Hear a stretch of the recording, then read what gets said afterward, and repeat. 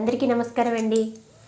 Millionaire mind సెట్కి మరొక ఎపిసోడ్కి స్వాగతం. మై డియర్ ఫ్రెండ్స్, మన మిలినీర్ మైండ్ సెట్లో మనిషి యొక్క బ్లూ ప్రింట్ ఏంటి, డబ్బు పట్ల ఒక మనిషికున్న బ్లూ ప్రింట్ ఏంటి, అట్ ది సేమ్ టైం ధనికులు ఎలా ఆలోచిస్తారు, పూర్ పీపుల్స్ ఎలా ఆలోచిస్తారు, రిచ్ పీపుల్స్కి పూర్ పీపుల్స్కి మధ్య ఉన్న ఆలోచన విధానంలో తేడా ఏదైతే ఉందో దాని గురించి మనం డిస్కస్ చేసుకుంటూ ఉన్నాము. గత ఎపిసోడ్స్ చాలా యూస్ఫుల్గా ఉన్నాయని మీరు అందరూ పంపిస్తున్న మెసేజెస్కి కృతజ్ఞతలు. మై డియర్ ఫ్రెండ్స్, ఈరోజు ఈ వీడియోని లాస్ట్ వరకు చూడండి, ఎందుకంటే చాలామందిలో కామన్గా ఉన్న పాయింట్ ఇది. చాలా కౌన్సిలింగ్స్ చేస్తూ అసలు మనిషి యొక్క మనస్తత్వం అంటే డబ్బు పట్ల వాళ్ళకున్న ఆలోచన విధానం వల్ల వాళ్ళు ఎలా ధనవంతులు అవ్వలేకపోతున్నారు, ధనవంతులు అవ్వడానికి ఏం చేయాలి అనే దాని మీద ఈ టాపిక్ ఉంటుంది. మై డియర్ ఫ్రెండ్స్, ఈరోజు టాపిక్లో ఆల్రెడీ కౌన్సిలింగ్ ఇస్తూ ఉన్న ఇద్దరి గురించి నేను చెప్తాను. వాళ్ళ పేర్లు అయితే నేను మెన్షన్ చేయను, కానీ పరిస్థితులు మెన్షన్ చేస్తాను. ఎందుకంటే ఒక వ్యక్తి 35 సంవత్సరాలు, తనకి ఒక 2 లక్షల రూపాయల అప్పు ఉంది. 35 సంవత్సరాలు, వాళ్ళ పిల్లలు ఇద్దరు, భార్య, ఒక ఫ్యామిలీ, చిన్న ఫ్యామిలీ, చాలా హ్యాపీగానే గడుస్తుంది. నెలకి ఒక 10,000 రూపాయల సంపాదన వస్తూ ఉంది. కానీ 2 లక్షల అప్పు ఉందని ఆ 2 లక్షల అప్పుని తీర్చడానికి భయపడుతూ తను సూసైడ్ చేసుకోవాలన్న ఉద్దేశంతో మన వీడియో చూసి కాల్ చేశారు. ఒక వ్యక్తి యొక్క మనస్తత్వం అది. రెండో వ్యక్తి ఏజ్ 60 years, ఒక పాప, దాదాపు 15 లక్షల అప్పు ఉంది. కనీసం ఒక తన నిత్యావసర వస్తువుల్ని కూడా, తనకు కావలసిన పరిస్థితిని కూడా తను ఫుల్ఫిల్ చేసుకోలేని పరిస్థితిలో ఉన్నారు. ఉన్న బిజినెస్ అంతా దెబ్బతిని ఇబ్బందులు పడుతూ ఉన్నారు. వీళ్ళిద్దరు మనస్తత్వాలు తీసుకుంటే 2 లక్షల రూపాయల అప్పుకి ఇతను చనిపోవాలనుకున్నాడు. కానీ 15 లక్షల అప్పు ఉన్నప్పటికీ, ఏజ్ 60 సంవత్సరాలు అయినప్పటికీ తను ఏదో ఇంకా నేర్చుకుని తనని తాను డెవలప్ చేసుకుంటూ అప్పులు తీర్చేసి తన కుటుంబాన్ని బాగా చూసుకోవాలి అనే కాన్సెప్ట్తో కాల్ చేశారు. చూడండి, ఇతని యొక్క బ్లూ ప్రింట్ 2 లక్షల అప్పుకి భయపడిపోతూ, సమస్యకి భయపడిపోతూ సూసైడ్ వరకు వెళ్ళే స్థితిలో ఉంది. ఇతని యొక్క బ్లూ ప్రింట్ ఏం చేసైనా నా కుటుంబాన్ని పోషించుకోవాలి, నేను అప్పులన్నీ తీర్చాలి అని ఉంది. కానీ వీళ్ళిద్దరిలో కామన్గా ఉన్నది ఏంటి అంటే సమస్యల గురించి పోరాడడం. అది వచ్చిన సమస్య చిన్నదా పెద్దదా కాదు, అసలు వాళ్ళు ఆ సమస్యకి ఎలా స్పందిస్తున్నారు అనే దాని మీద ఉంది. ఒక సమస్యకి సూసైడ్ వరకు వెళ్ళే స్పందన ఒకరికి ఉంటే, ఒక సమస్యని ఏదో రకంగా జయించాలి అనే స్పందన ఇంకొకరికి ఉంది. కానీ సమస్యల్ని జయించాలి అనే ఆలోచనే తప్ప ధనవంతులు అవ్వాలి అనే ఆలోచన ఇద్దరిలోనూ లేదు. మై డియర్ ఫ్రెండ్స్, ఇది వాళ్ళ బ్లూ ప్రింట్. మరి ఇప్పుడు నేను అడుగుతున్నాను, నిజంగా ఇదే పరిస్థితిలో కనుక మీరుంటే ఎలా ఆలోచించేవాళ్ళు? ఎందుకంటే ఇక్కడ మీ బ్లూ ప్రింట్ ఏంటనేది బయటకు వస్తుంది. సమస్యకి భయపడుతూ సమస్య గురించి ఆలోచిస్తూ ఉంటే ధనవంతులు ఎప్పుడవుతాము? ప్రతి ఒక్కరి యొక్క మైండ్ సెట్ని బట్టి కొంత లిమిటేషన్స్ ఉంటాయి కదా.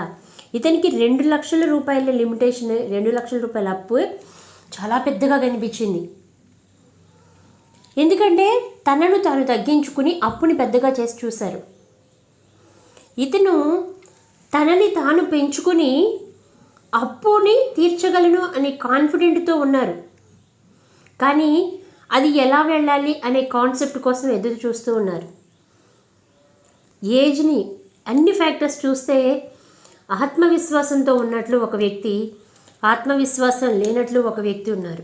మై డియర్ ఫ్రెండ్స్, మరి నేను అడుగుతున్నాను ఒక క్వశ్చను, మీరు చేస్తున్న పనిలో సమస్యలు రాకుండా ఉంటాయంటారా? ఇబ్బందులు ఎదురవ్వవా?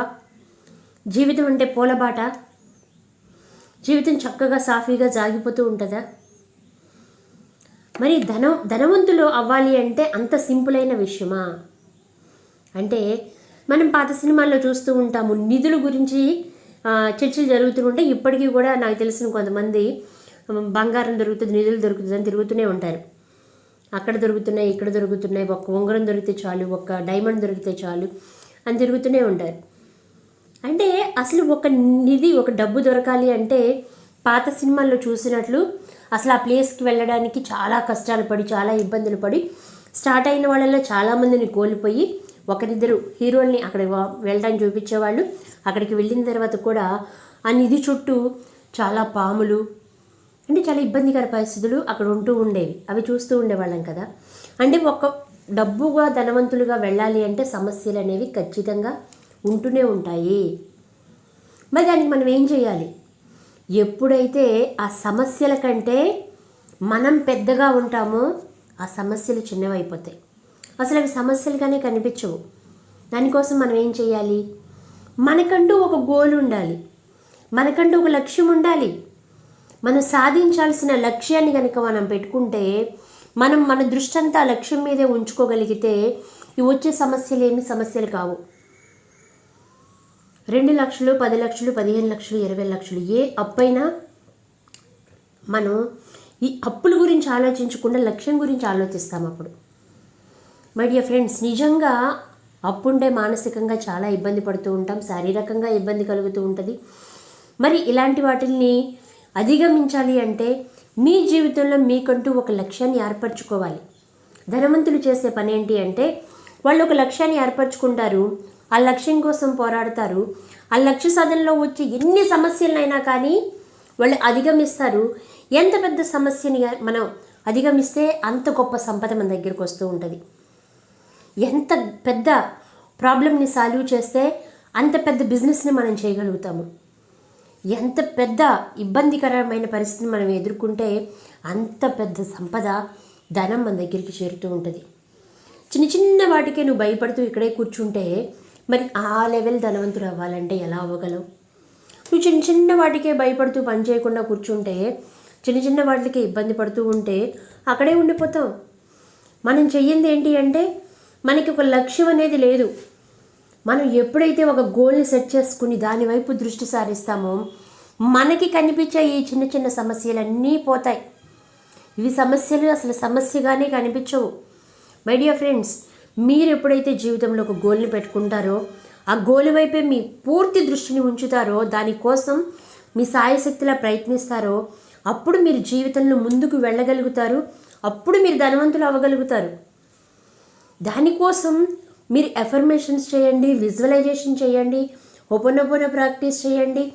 అవన్నీ ఆ గోల్ కోసం చేయండి. Without goal no result.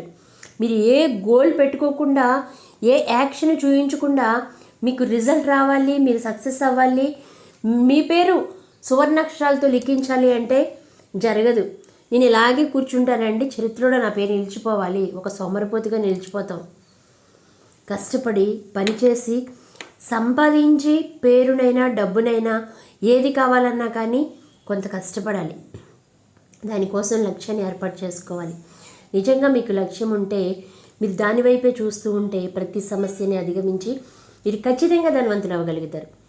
My dear friends, మీకు ఈ వీడియో కనుక నచ్చినట్లయితే లైక్ చేయండి, షేర్ చేయండి, కామెంట్ చేయండి. మన ఛానల్ సబ్స్క్రైబ్ చేసుకోవడం వల్ల మరిన్ని వీడియోస్ మీకు ఇవ్వాలని మనస్ఫూర్తిగా కోరుకుంటాం. Thank you very much.